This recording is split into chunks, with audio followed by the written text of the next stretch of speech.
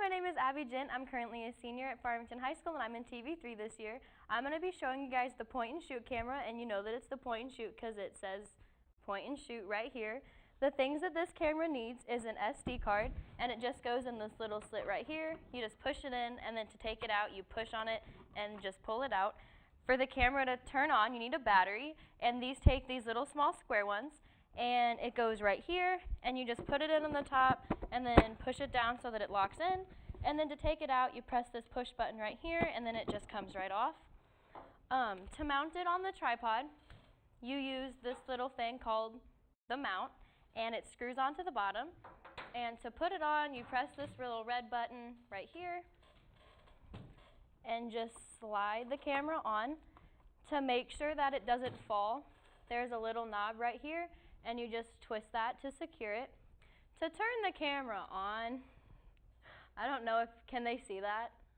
Okay, to turn the camera on, this is not fun.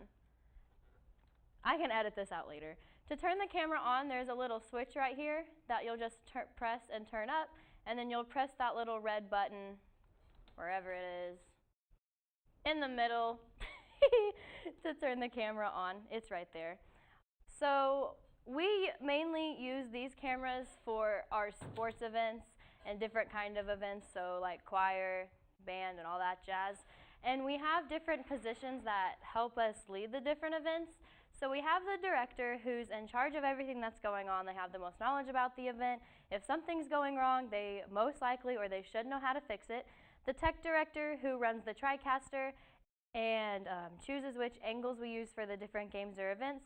We have the grips who help out the cameramen, and there should be a grip for every camera that we use, and they just kind of help the cameramen do whatever they need because they're obviously filming, so they can't just leave the camera, so the grips do whatever they need help with. We have the cameramen who record the game, obviously. The graphics, they set up the symbols that we need on the screen, so like the scoreboard at the bottom of the game with like the logos for each team, and then the commentators that obviously commentate, and that's it.